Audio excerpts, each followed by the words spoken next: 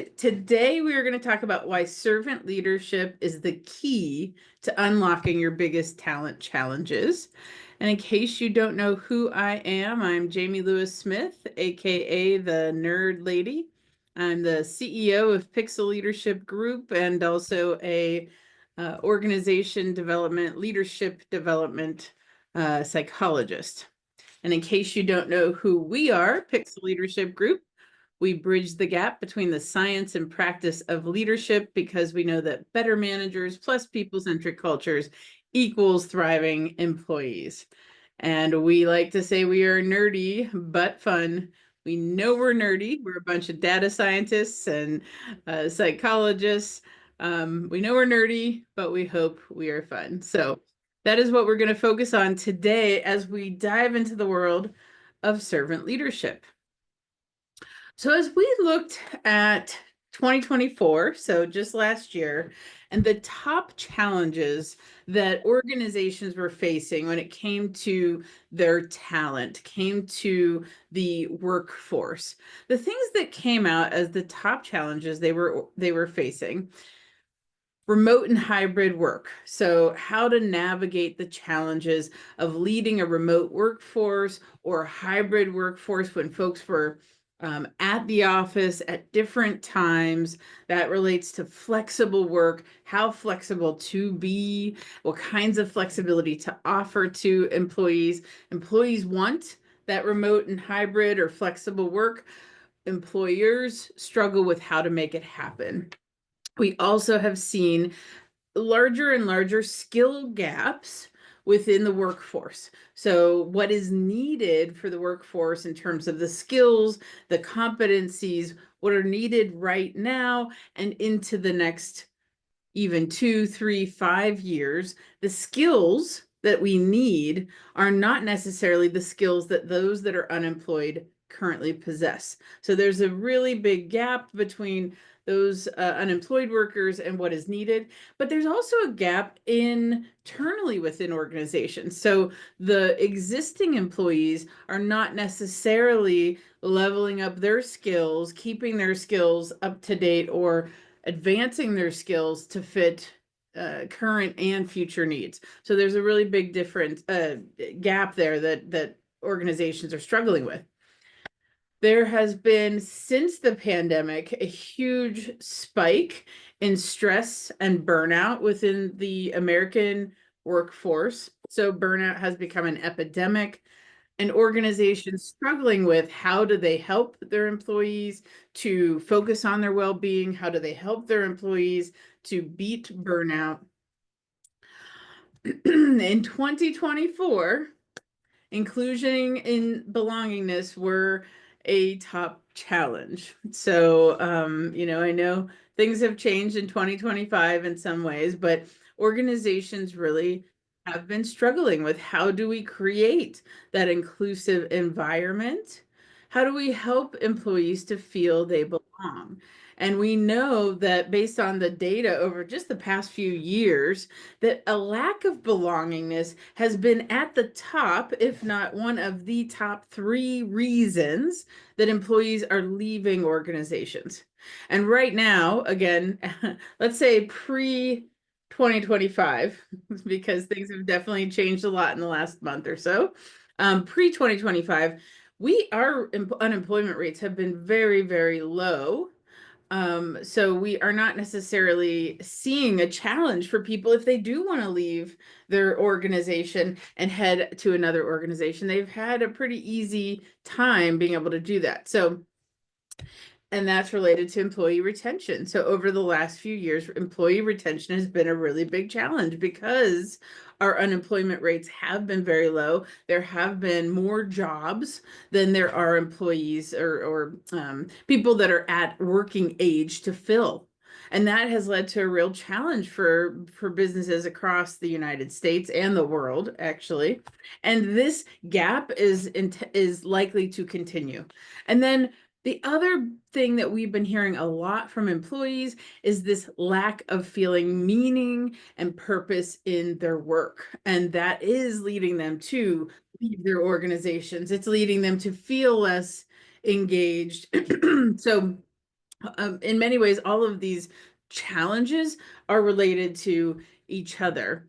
And, I would say, what if there was one thing as you look at all of those challenges that could actually unlock them all, that could overcome these challenges? Something that we know that the science suggests is effective in dealing with all of those challenges. And there is one thing that we know the data shows helps to tackle everything on that list. And that one thing is servant leadership. Servant leadership is the key to unlocking the biggest talent challenges that we have had over the last few years, and that we are likely to continue to have into the coming years and beyond. I also like to call servant leadership empowering leadership. So if you decide you like this topic, you want to go out into the world and learn more about it, look for servant leadership, Google servant leadership. That's going to be the term that you're going to see come up most often. But I also use the term empowering leadership because I think that's really what servant leadership is. It's about empowering others. Aligned with this, and one of the reasons that I say that servant leadership is the answer, we know that managers are the number one contributor to employee experience and employee engagement. And managers account for 70% of the variance of employee engagement. And for those of us in the social sciences space, finding anything that accounts for 70% of a psychological phenomenon is unheard of. That just doesn't really happen. But we know that managers are key, and how people manage shifts the experience of those employees. So knowing that managers are the single most important driver of employee experience, but it really can go either way. Managers can elevate and improve the employee experience to be exceptional, but also managers can create toxic and soul-crushing experiences for employees as well. The challenge that we see is that most managers don't know how to do what leads to the best employee experiences. They don't have the knowledge and skills that they need. And that is shown. One study, for example, found that only about a quarter of managers, only about 25%, 26% are considered highly skilled at fostering individual and team engagement. So very few overall managers are really skilled in this space. But we can't really blame them. Managers, they need help. They need help knowing how to do this. What we do is we take those folks that are the best at their expertise. You're really great at making widgets. So we want you to manage a whole bunch of other people to make widgets. But managing is not the same skill set as making, right? And we don't give them the skills and the knowledge to help them to know what leads to success. So what we know leads to success is servant leadership and practicing the behaviors that go along with servant leadership. So what is servant leadership? What do I mean by that? There are many definitions. If you go out into the literature, start reading about this, there's not really one agreed upon definition of what exactly servant leadership or empowering leadership is. But most folks really think of it as a way of approaching a leader's followers that puts the needs of others first, that supports the growth and development of those that they lead. I would propose that servant leadership is a philosophy, a way of thinking about how you lead others. It's an ideology that says that by putting employees' needs first, customers' needs first, by supporting others' growth and development, that will lead to the best outcomes for them and the organization as a whole. So essentially, it flips typical leadership on its head. What we typically see in leadership, or the traditional way of thinking about leadership, is this highly command and control approach, a top-down approach. I am at the top of the organizational pyramid. I make the commands of what should happen in this organization, and everybody else in this organization is here to carry out my commands. That's a very command and control. In a command and control environment, what we tend to see is that we control people through punishment. We control people through dictating. But servant leadership instead is what we call a bottom-up approach, where we're, instead of controlling, we are empowering. Instead of dictating, we're supporting others to be successful.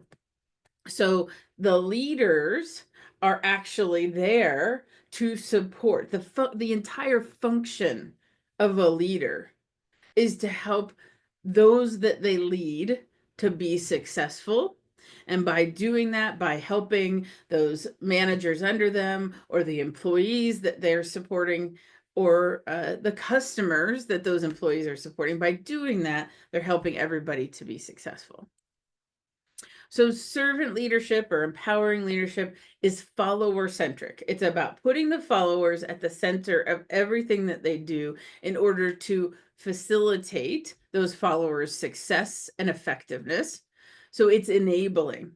How do I shift from directing you to enabling you to be able to do the work successfully?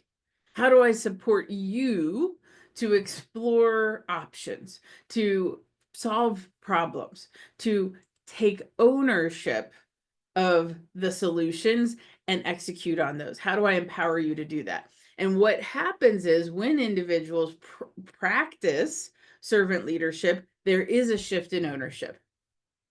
And this is one of the, right here is why it is so powerful in achieving results. Because when people feel ownership over the work that they're doing, the outcomes they achieve, they work harder, they give more, they care more, and they do more.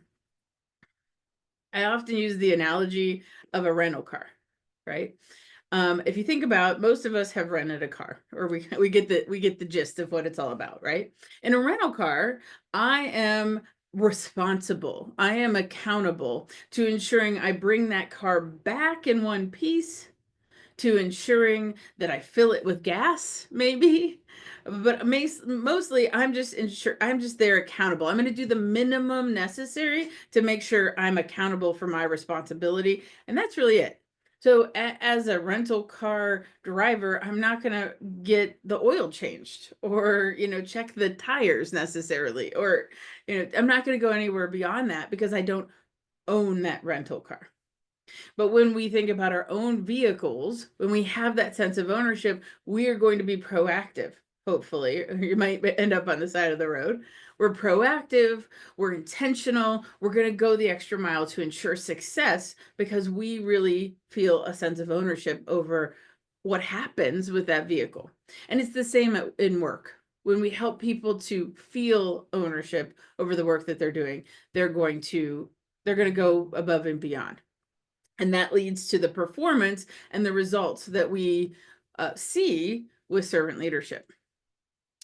This is a quote from a past CEO of the Greenleaf Center for Servant Leadership, is the kind of hub for servant leadership philosophy in the United States. I'll tell you a little bit more about that in a minute. Larry Spears, he says, servant leadership seeks to involve others in decision making. So it involves, it's inclusive, it's strongly based on ethical and caring behavior. It enhances personal growth. So it looks to, how do I help people to grow? And it looks to help people to improve the quality of organizational life. But servant leaders are different. They are not as common as we'd like to see in many organizations. So we see that many folks don't know how to lead in this way, and instead they do take that more my way or the highway command and control approach. because I love this is Robert Greenleaf. He is often thought of as the father of servant leadership, and while these concepts weren't new, he was the one who studied it originally and formalized it and wrote some books about it. So he's the one who kind of brought it to a more formal way of studying and thinking about this type of leadership. But he says, it is no challenge to lead when everybody is with you. And isn't that true? When your team is saying, I want to support this person, I care about this person, I want to do my best for this person, it's not a challenge to lead them because they're choosing to do it. So we know that servant leadership leads to positive impacts for individuals, leaders, and organizations. And I'm going to talk to you about some of the research that we've seen into servant leadership.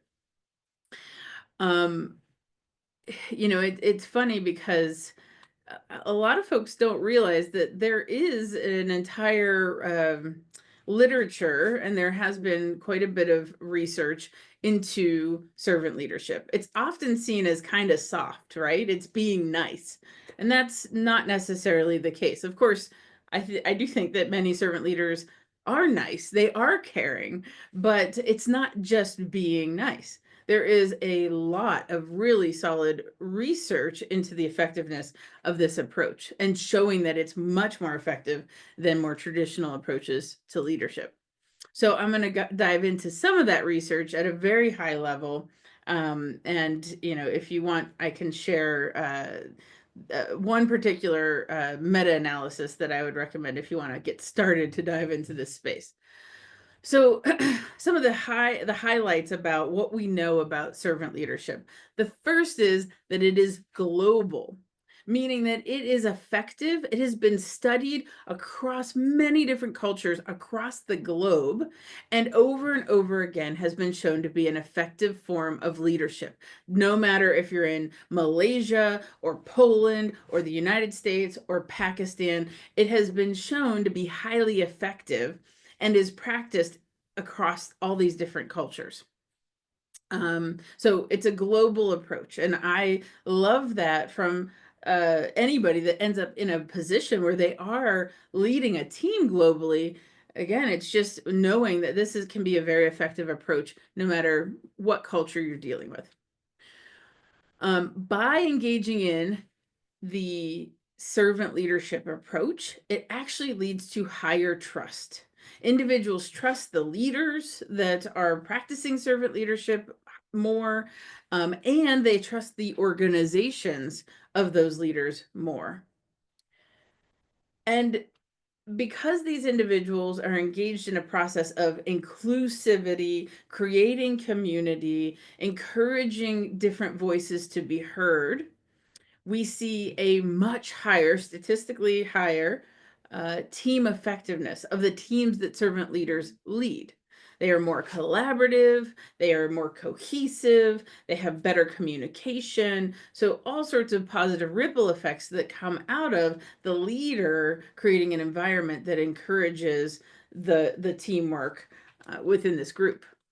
And along those same lines, they encourage this inclusive environment. So we see that when a servant leader is leading a team or leading an organization, you see higher levels of belongingness and people feeling as though they are valued, that they work in a positive work climate, that they can be themselves, and they feel appreciated within that environment. And as you might imagine, this then affects people's well-being. So we see higher levels of resilience, higher levels of positive well-being, and lower levels of burnout when you have a servant leadership leading the team. And again, I don't think it'd be a surprise given these other findings, but these employees have much higher job satisfaction. They are happier in their roles. They're going to be more loyal to that leader. They are more productive because servant leadership fosters discretionary effort. People want to give what more. They want to go give their best. They're going to go the extra mile. They want to give what they can to be successful. Not only because they care about the leader that is leading them, but also because they have that sense of ownership, and they don't want to let themselves down. They don't want to let their team down, and they don't want to let that leader down. And servant leadership has been shown to retain top talent. It retains talent overall. You see better retention, but with top talents, that's really important. We know that our top talent are we're most vulnerable for losing those folks that, they can go anywhere because they are so effective and successful and high performers. But if you have somebody who's a high performer, they're going to stick around with a leader who empowers them and enables them to be successful and invests time in growing their skills. And frankly, people who are servant leaders are just rated as being better leaders. So again, study after study, they have been found to have increased leadership effectiveness overall. So as you can see, servant leadership is associated with tons of benefits, and that's why it gets results. It gets results for businesses. It's not just this soft thing that feels good, but it leads to exceptional results for organizations. Again, like this quote from Marcel Schwantes, he writes about servant leadership quite a bit in magazines and on LinkedIn, so you can check him out. Over the last 3 decades, servant leadership has risen from a noble and ethical leadership ideology stuck in religious worldviews to the very principles of how some of the most successful companies on the planet operate and profit. And I'm imagining some of you have actually been to a company that's considered a servant leadership company. You can see some of the traditionally thought of as servant leadership companies here that are well known as really adopting this approach to their leadership and their culture. But beyond the companies that we know, over and over again, the companies that have widespread servant leadership, so they built it into their culture as a company, they are rated, they have a higher proportion of servant-led companies that are on that 100 best companies to work for, a high percentage of the companies on the Great Place to Work list. And this is an older study, but I think it's a valuable one, and we haven't seen anything quite like this since this time. So two researchers, two writers, Sipe and Frick, they wrote a book called 7 Pillars of Servant Leadership. Again, it's from 2009, but I think it's a great one to check out if you're interested in this. And they looked at, if you've ever read Good to Great by Jim Collins. So Good to Great was a book about leadership, level 5 leadership. And he looked at the S&P 100 best performing stocks. So he found that, let me see if this will click here. There we go. He found that Jim Collins found that the good to great companies had 10 the regular S&P 100 largest had 10% improvement in their stock prices over the course of the years that they were looking at. Jim Collins found that the good to great companies were at 17.5%. So they improved, their stock prices improved statistically significantly more over that time. But Sipe and Frick, who looked at just the servant-led companies, found that they had 24.2% improvement in their stock prices across the period, the decade that they were looking at. So it's not just this nice to have, it actually leads to bottom line results. Cheryl Batchelder, she was the CEO of Popeyes for several years, well-known servant leader, and often talks about the value. And I think this is a real powerful servant-led quote. The real power lies in service to others. And Howard Schultz, the founder of Starbucks, you can't expect your employees to exceed the expectations of your customers if you don't exceed the employees' expectations of management. So I think those are two really powerful servant leadership philosophies that we can end on for today. So if you're interested in continuing to learn about servant leadership, empowering leadership, here are a few books I would recommend. I talked about the 7 pillars of servant leadership. The Serving Leader by Kenneth Jennings. That's a really great one. I mean, all of these are great. Servant Leadership in Action, that's by Ken Blanchard, which a lot of folks have heard of him. So I see there's some questions that I want to answer if we can here. How do servant leaders avoid being taken advantage of? That's a great question, Drake. So servant leadership is caring, but it also holds people accountable, because I always say, clarity and accountability are necessary for freedom.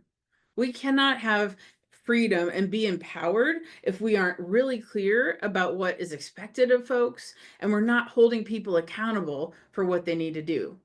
Too often you can certainly, most of us think of those folks, they're the hard line, like it's my way or the highway. And then you got folks on this other side of the spectrum where they're just a pushover and they're afraid to give critical feedback. They're not uh, engaged in candor, and they're not transparent, so they don't really hold people accountable. Yeah, clear is kind. That's exactly right, Amy. Yeah. So with servant leadership, it's not necessarily that you're so kind that you're going to let people just fail, right? Because if we're not giving people clarity, if we're not giving them regular feedback, they're not going to grow. They're not going to be successful, and you're not going to achieve your results. So servant leadership is still focused on helping the organization, the team, and the individuals to achieve results, and doing so in a way, though, that is respectful and caring for the human beings that are a part of the group. And I would just say also, servant leadership as a philosophy is about the whole is greater than the sum of the parts in many ways. So how do we keep lifting up the whole? How do we think about the whole group, the whole community? And so letting folks fail isn't going to be good for them, but also not for the organization or the community. Let's see. I know there's spend time working that his aspect falls off or gets priority. I see that it's maybe the question or the comment there is about the time it takes. And it can feel like it takes a little bit of time. It's a lot easier to just tell people how to do things, right? But we know that taking that direct approach and just telling people what to do and how to do it doesn't lead to the best results, and actually takes more time, because you have to fix things, you have more feedback, you have to critical feedback, you have to give more performance challenges. So there's some time savings that get eliminated ultimately. So I'll stick around and answer some more questions, but please do reach out to us if you want some coaching, if you want to become a servant leader. Our email address is here. Thank you so much. And again, I'll see if I can answer any other questions if you want to stick around. If not, have a great rest of your day. Let's see. James Hunter is the author, yes, of one of The Servant. Yep. Try to realize you're trying to help the team while working alongside team members to accomplish a quick task, but actually did the task for them. Very, very valuable insight, Jennifer. Yeah, sometimes we are really trying to be helpful by getting in there and doing, but sometimes that actually can disempower people. And so we have to be thoughtful about how do we support in a caring manner without jumping in and doing and possibly discouraging or disempowering the folks that we're trying to actually help. So great point. We need more time. Well, we'll do a part 2 then. I love it. Well, thank you all so much. I very much love talking about this topic, and I hope you all have a wonderful rest of your day.